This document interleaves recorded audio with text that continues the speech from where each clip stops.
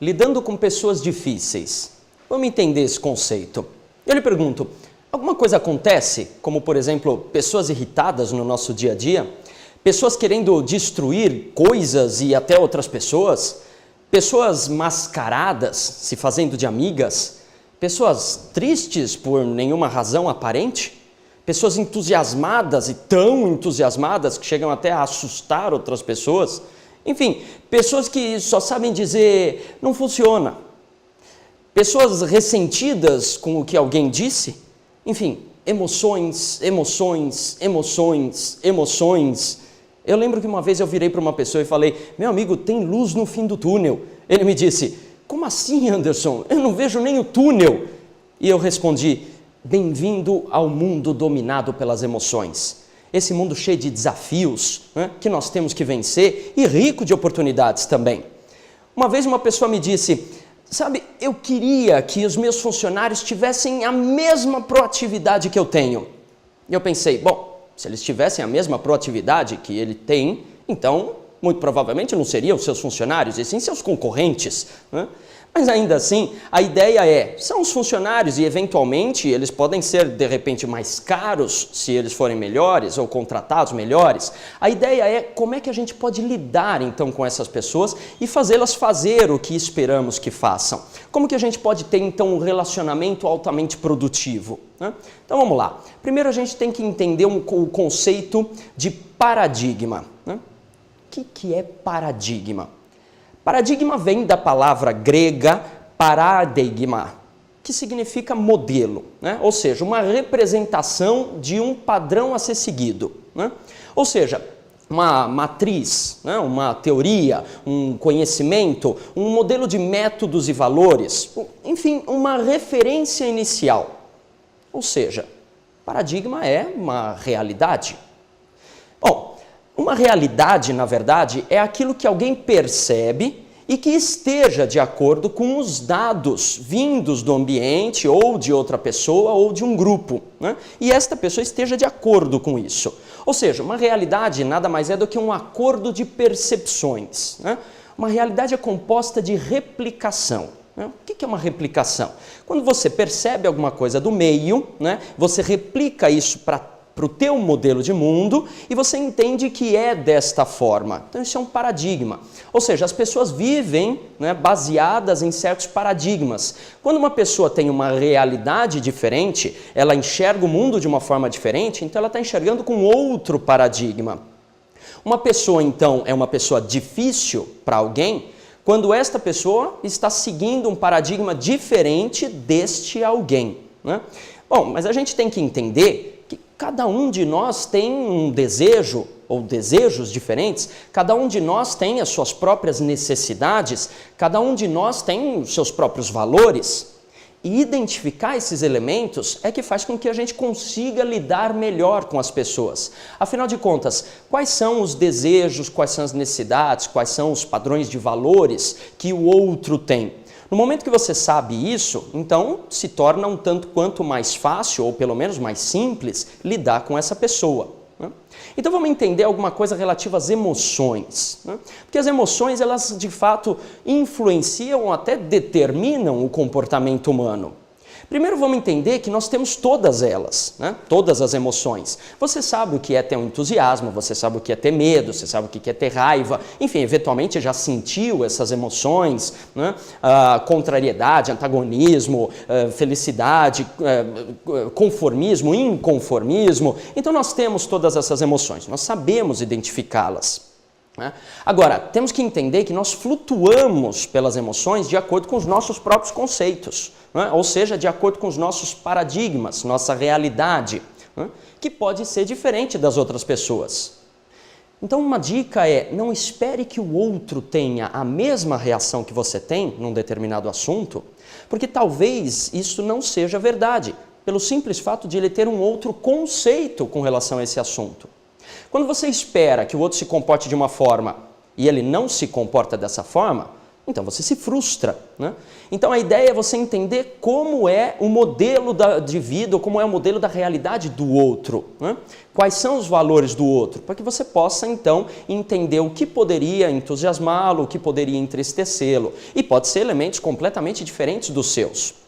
Ainda assim, flutuamos pelas emoções de acordo com, obviamente, o que acontece ao nosso redor, né? As coisas vão acontecendo e vão nos tornando melhores ou piores, pelo menos emocionalmente falando. A gente fica mais feliz, mais triste, de acordo com o que acontece, né? Tem coisas que podem entristecer alguém e pode, enfim, deixar outra pessoa mais feliz. Mais uma vez, também flutuamos de acordo com as ocorrências, baseados em nossos próprios conceitos, né? Nossos próprios valores, nossos próprios desejos, nossas próprias necessidades, né?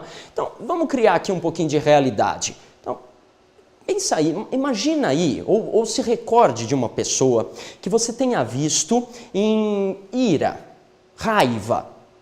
Aquela pessoa que ela não fala, ela late, né? Enfim, pensa aí essa pessoa. Muito bem. Ok, essa pessoa, por um acaso, ela tinha uma condução do pensamento racional? Bom, provavelmente não. Muito bem, ela falava mais em tons de colaboração ou de destruição? Bom, provavelmente destruição. Muito bem, vamos lá, recorde-se agora de uma pessoa que você tenha visto, ou pode ser você mesmo que tenha vivido, mas uma pessoa que você tenha visto, por exemplo, em tédio. Como é que é o tédio? Tédio chega a ser engraçado, você vê uma outra pessoa em tédio. É aquela coisa que a gente vai até a geladeira, né? Abre a porta da geladeira e fica olhando, né? Depois fecha a porta da geladeira. E aí a pessoa que está do nosso lado pergunta, o que você foi fazer? E aí a gente fala, não, fui ver se tinha alguma coisa que eu queria. E a pessoa perguntou, ok, o que você quer? Não sei. Enfim, é tédio. Ok, recorde-se de uma pessoa nessa situação. Pode ser você, sei lá. Muito bem, a pergunta é, essa pessoa ela ficava argumentando, discutindo assuntos relevantes, ou ela estava mais no, sei lá? Ou provavelmente mais no sei lá, né? Em dúvida. Muito bem. Essa pessoa, por um acaso, ela era capaz de tomar decisões, ou ela mais seguia dos outros? Bom, se está em dúvida, muito provavelmente seguir a mais é a dos outros, né? Ok, vamos para um outro exemplo. Recorde-se de uma pessoa aí que você tenha visto em entusiasmo. Né? Peraí, entusiasmo é diferente de empolgação. Entusiasmo é quando você está, enfim, energizado, quando você está se sentindo bem, não importa pelo quê. Empolgação é aquela situação pipoca, do tipo, ei, beleza, maravilha. Não estão falando de empolgação, estão falando de entusiasmo. Quando você está ali bem, né? E está acreditando, ou pensando, ou imaginando que as coisas podem funcionar, podem dar certo. Tudo bem, pega essa pessoa e eu lhe pergunto, por um acaso, essa pessoa, pelo nível de entusiasmo, de repente muito grande, ela chegava, às vezes, a até incomodar algumas outras pessoas? Bom, provavelmente sim, né? Talvez até causar inveja, enfim. Mas a questão também que fica aqui é, por um acaso ela, pelo seu nível de entusiasmo, ela queria que as coisas já acontecessem? Ou ficava mais naquela coisa mais passo a passo? Bom, provavelmente queria que as coisas já acontecessem, né? Muito bem, e provavelmente também corria mais atrás dessas coisas do que outros que não estivessem em entusiasmo. Muito bem, o que eu quero dizer com isso? Bom, muita gente diz que as emoções influenciam o comportamento humano. Vamos entender. As emoções, elas não só influenciam, elas determinam o comportamento humano. Eu não sei quem você pensou, mas provavelmente as respostas foram as mesmas. Por quê? Porque as emoções pautam esse tipo de comportamento. Então é interessante você começar a prestar atenção a respeito das emoções dessas pessoas, como elas estão se comportando, como elas estão agindo, até para que você não se frustre. Uma pessoa entusiasmada, obviamente, vai ter muito mais propensão a lhe ouvir, a ter interesses, curiosidades produtivas, do que em comparação a uma pessoa entediada, né? Então, obviamente, quando você chegar para falar com uma pessoa entediada, não espere que ela fique lhe questionando produtivamente, né, as coisas, fique curiosa, altamente interessada, porque ela está em tédio. Então, provavelmente, isso não vai acontecer e a gente acaba esperando esse comportamento e, obviamente, nos frustrando. E aí vai ter gente falando, mas é difícil lidar com ela, mas é difícil lidar com ele. Por quê? Porque criamos uma expectativa equivocada. A pessoa só é diferente, ela só tem um outro conceito, e veja que aos olhos dela, pode ser que você seja o diferente. E pode ser que para ela, eventualmente, você seja a pessoa difícil. Bom, então aqui vou dar uma dica, né? Entre tantos elementos aí para a gente analisar, vou dar uma dica bem pontual, que é como resolver os não cumprimentos. O que é um não cumprimento? É quando você pede para alguém fazer alguma coisa, ou dá uma ordem para esse alguém fazer alguma coisa, se for o seu subordinado, membro da sua equipe, e esta pessoa não faz. Ela deveria ter cumprido uma tarefa, mas ela não cumpriu. Então chamamos isso de não cumprimento. Muito bem, a maioria das pessoas, quando percebe que houve um não cumprimento, vai lá e fala, meu Deus, mas quantas vezes eu vou ter que te falar que era importante fazer isso? E pior, por que você fez isso? Ou ao contrário, por que você não fez isso? Enfim, se era para fazer alguma coisa, ou se não era para fazer, por que você fez? Veja, essa pergunta por quê, na maioria das vezes, na gigantesca enormidade da maioria das vezes, não é muito produtiva. Porque as pessoas têm o costume de responder esse porquê, né, com uma justificação. Ou seja, elas justificam isso, tentam explicar essa situação com alguma coisa externa, tentam diminuir, né, a sua parcela de responsabilidade por esse fracasso, por esse erro. Então, na maioria das vezes, perguntar o porquê não adianta. Então, o que a gente pergunta? Então, aqui vai a dica, né? Vá direto ao assunto. Se você quer saber a respeito de alguma coisa, vá direto à fonte, né? Se ela não cumpriu, o que você quer saber é o que é que impediu ela de cumprir isso. Porque se você consegue resolver o fato impeditivo ou instruir essa pessoa em como resolver esse fato impeditivo, então a probabilidade de que a gente tenha esta ordem cumprida ou esta solicitação respondida é muito maior. Então é isso que você tem que perguntar, vira para a pessoa e pergunta, o que te impede de fazer isso? Ou, se era alguma coisa que já deveria ter sido feita, pergunte, o que te impediu de fazer isso? Se você vira para a pessoa e fala, olha, eu gostaria que você fizesse isso, ou por favor faça isso, ou dá uma ordem, faça aquilo, e a pessoa vira para você e fala, mas não vai dar, ou não vai funcionar, então prefira perguntar, o que vai te impedir de fazer isso? Quando a gente pergunta dessa forma, a resposta vem naquilo que a gente quer ter, ou seja, o fato impeditivo. Uma vez que a gente consiga resolver este fato impeditivo, então a gente vai ter maior propensão à realização. Então o que te impede? Tal coisa me impede. Ok, vamos resolver essa tal coisa. Sim, de fato é extremamente simples, não estou dizendo que seja fácil, mas é extremamente simples. Vou dar outra dica, né? Se a pessoa então faz aquilo que era para fazer, mas faz errado, então a sugestão é, não adianta invalidar a pessoa.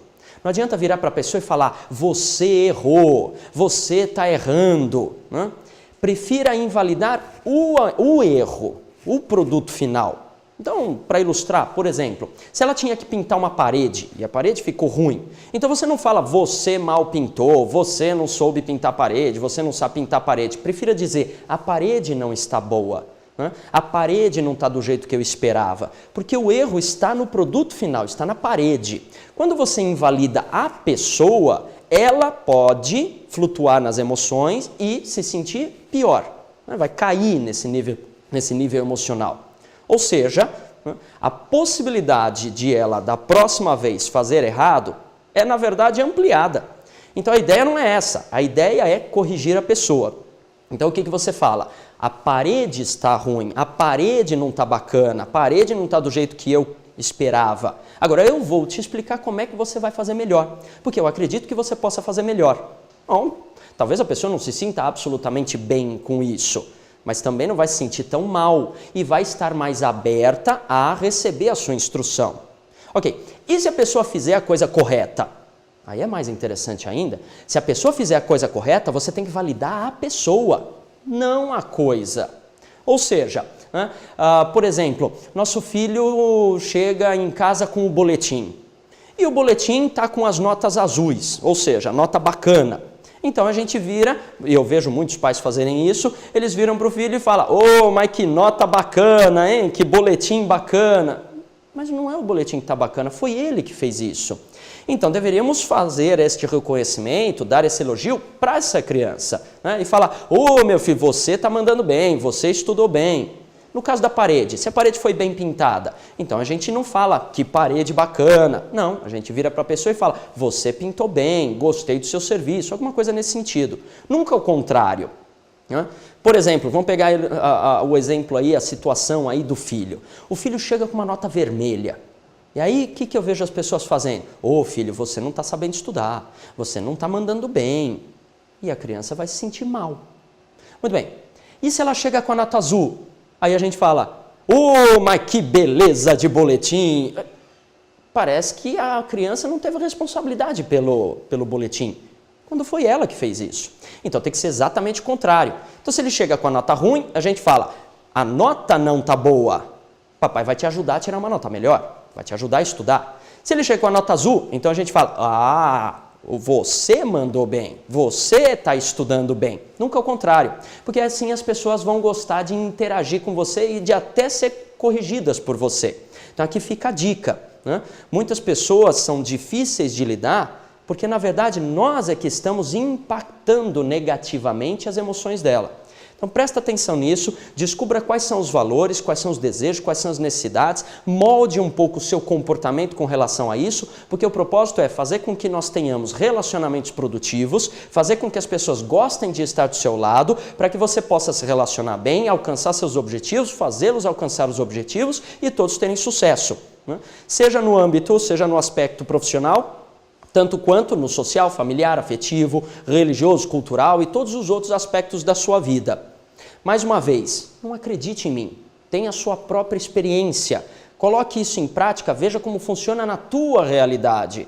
Você tem os seus paradigmas, a sua realidade, execute isso dentro da sua realidade e veja como isso funciona. Quando você fizer isso, este conhecimento passa a ser seu, e aí ninguém mais tira ele de você. O meu propósito é que você tenha sucesso, que você realize as coisas. Então busque mais informações com a gente, fique à vontade, estamos à sua disposição. Eu quero ver o seu sucesso. Meu nome é Anderson Bontorin e esse é o meu propósito, o seu sucesso. Muito obrigado.